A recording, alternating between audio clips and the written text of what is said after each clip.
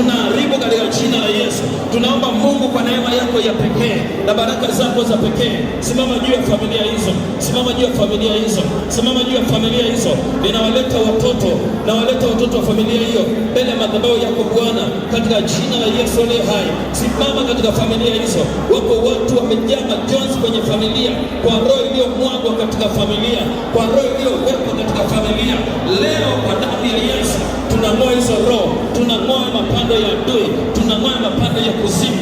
Yaachie familia ya mtu huyu, yaachie familia ya mtu huyu katika jina la Yesu aliye hai. Hiyo familia ikaachiwe, ikawekwe huru. Hiyo familia ikaachiwe, ikawekwe huru kwa damu ya msalaba. Ninang'oa kila mapando ya adui, yaachie katika jina la Yesu. Mahali popote adui hata tunang'oa hiyo mapando ya adui, tunang'oa mapando ya kuzimu kwa jina la Yesu mwana wa Mungu aliye hai. Tunakataa kila roho ya mauaji, roho ya umwagaji damu katikati ya familia, haina mamlaka. Tunaipinga katika jina la Yesu, tunaipinga katika jina la Yesu. Adui, achia hiyo roho ya umwagaji damu katika ardhi, kwenye familia, kwenye ukoo, katika ndoa. Tunaipinga katika jina la Yesu. Roho ya mauti inayoendana na tarehe za kila mwezi na mwaka, tunapinga hizo roho zilizokabidhiwa uhalali kwa jina la Yesu mwana wa Mungu aliye hai. Baba, jitukuze juu ya hiyo familia, jionyeshe juu ya familia, maana unatafuta mtu wa kusimama kwa ajili ya familia, unatafuta mtu wa kusimama kwa ajili ya familia, kwa jina la Yesu mwana wa Mungu aliye hai. Asante Bwana kwa uaminifu wako na upendo wako na baraka zako za pekee, kwa jina la Yesu aliye hai. Amen. Ongeza makofi kwa Mungu wetu wa Kristo. Tena Bwana makofi ya shukrani mengi. Amen. Bwana asifiwe. Uhusiano kati ya mtu na Mungu kupitia madhabahu, pamoja na kutambua nguvu ya madhabahu katika maisha yako yote. Na tunaongozwa na kitabu cha Nyakati wa Pili sura ya 6 mstari wa 12 mpaka ule mstari wa 21. Neno la Mungu inaeleza habari ya Suleimani alipokuwa akizindua hekalu.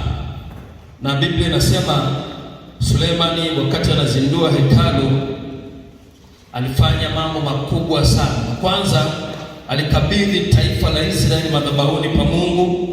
Kwa mujibu wa Biblia, madhabahu kwa asili ndizo zinazotawala na kuongoza shughuli zote zinazofanyika duniani. Hili ni jambo la msingi, kila wakati tulikumbuke. Shughuli zote zinaongozwa na kutawaliwa na madhabahu.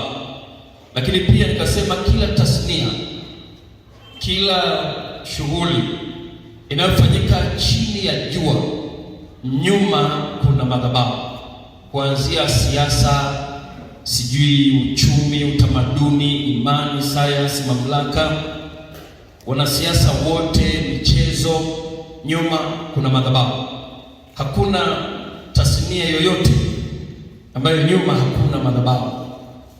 Iwe ni michezo, iwe ni siasa, iwe ni mambo ya uchumi, matukio yote tunayoyaona chini ya jua, nyuma yana madhabahu. Michezo hii unayoona, mieleka, mpira hii, timu mbalimbali duniani, hapa Tanzania, nyuma kuna madhabahu. Na baadhi ya timu wao lazima, ili waweze kufanikiwa, lazima au wakakabidhi timu kwa Mungu au kwa Shetani. Hakuna mtu yote anafanya shughuli yote duniani ambaye hayuko katika haya maeneo mawili, kwa Mungu au kwa Shetani. Hayupo shughuli yoyote. Lakini pia Suleimani katika Nyakati wa Pili 6 anaonyesha umuhimu wa kukabidhi kila ulicho nacho kwenye madhabahu ya Mungu aliye hai. Na Biblia inaeleza hata Suleimani aliona ili utawala wake uwe imara, unahitaji kuwa chini ya madhabahu ya Mungu aliye hai. Na ndio maana jana nikakwambia ni utawala katika tawala zote za Israeli, ndio utawala pekee ulioishi kwa amani kwa miaka zaidi ya 40. Tawala nyingine zote zilikuwa na mchaka, vita zingine miaka 2, 3, 4, lakini wa Suleiman ulisimama imara kwa sababu ulikabidhiwa kwenye madhabahu ya Mungu aliye hai.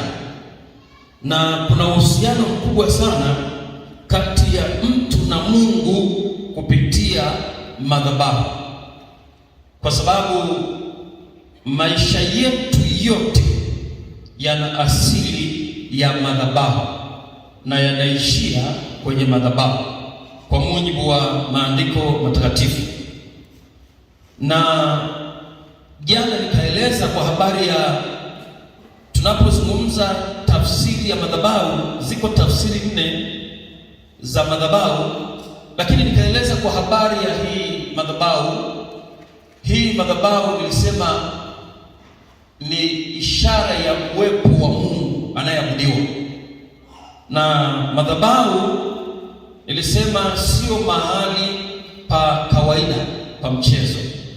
Tulisoma Wafalme wa kwanza 13, yule mtu wa Mungu alipotumwa Betheli kwenda kusema na madhabahu, akamkuta Yeroboamu ananajisi madhabahu kwa sababu ya cheo cha ufalme. Kwa hiyo hata ukiona makanisa yanasimamisha wanasiasa madhabahuni huko, kibiblia ni makosa. Na ujue hao viongozi pia hawajui maana ya madhabahu, kwa sababu ingekuwa madhabahu ni mahali pa kawaida, basi kila Mkristo tu kama kanisa limejaa, unajipenyeza unaenda unakaa huko. Kama ukuta watu wamebanana na unapenya tu, kwani si mahali pa mtu yeyote. Unapenya unaenda nao unajiegesha mahali hapo. Una viti vingi kule, unaenda ukiona vitu unachukua hata vya kuwekea vitabu na unakaa pale. Kwa sababu si pa kila mtu. Kwa hiyo ukiona mtu anakaa kwa sababu ya cheo, unajua hata wanaoabudu hawajui maana ya madhabahu. Na mtu akijua madhabahu ya Mungu lazima atamjua Mungu. Yaani hakuna mtu anaweza kusema mimi namjua Mungu ila kwa swala la madhabahu sijui. Huyo bado anababaisha. Kwa sababu Mungu na madhabahu huwezi kuvitenganisha milele. Yaani mahali popote ukishatamka neno Mungu lazima utamke madhabahu. Ukitamka madhabahu, hakuna madhabahu ambayo itatamkwa bila Mungu. Ndio maana kibiblia nilikwambia marais wa nchi hawa hawaruhusiwi kukaa huko madhabahu, wala hawaruhusiwi kutumia huko kutoa salamu, wala mkuu wa mkoa, wala si mwanasiasa, si mfanyabiashara ameletwa kwenye harambee anawekwa huko madhabahuni huko juu, eti mheshimiwa, tunamheshimu. Heshima yake tabaki ya utawala, lakini nje ya madhabahu ya Mungu, sio ndani ya madhabahu ya Mungu. Ndio maana wanaofahamu maana madhabahu, angalia hata aje nani kanisani hawezi kuwekwa madhabahu. Lakini wasiofahamu maana ya madhabahu na tafsiri za kunajisi madhabahu, na wale achakuja mtu na cheo chake, basi jamani, tunaomba moja kwa moja tumtengee kiti pale pembeni asijisikie vibaya, au tumweke hapa. Hapana. Yaani akija kwa sababu ni kiongozi wa nchi au kiongozi wa jamii, akija atakaa viti vya hapo. Lakini kwamba kuna maalum yeye ni mkuu wa mkoa, ni wa mkuu wa wilaya, anawekwa madhabahuni, hiyo ndio tafsiri halisi ya kunajisi madhabahu, kama mlikuwa mfahamu. Kwa sababu gani? Madhabahu ina kazi kuu 2. Ya kwanza kupokea sadaka, ya pili kuendesha ibada. Basi ndio kazi ya madhabahu. Na kwa mambo haya mawili yeyote anaruhusiwa kuingia, awe mwanasiasa, awe rais, awe mkuu wa mkoa, awe balozi, awe nani, anaruhusiwa kuingia. Kwa haya mawili tu. Kama anaongoza ibada anaruhusiwa kuingia, kama anahubiri anaruhusiwa kuingia, kama anaenda kutoa sadaka anaruhusiwa kuingia. Nje ya hapo haruhusiwi. Bwana asifiwe. Amen. Bwana asifiwe. Amen. Na ndio maana ukishaona madhabahu anaingia kila mtu, kwa kifupi uwepo wa Mungu unaondoka.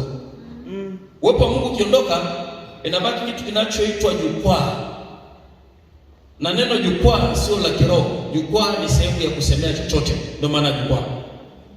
Kwa hiyo ukishuka mahali kila kijao, jamani, tunaye mheshimiwa hapa, tunaomba asalimie, apande moja kwa moja huku juu. anayeongoza ibada hajui maana ya madhabahu.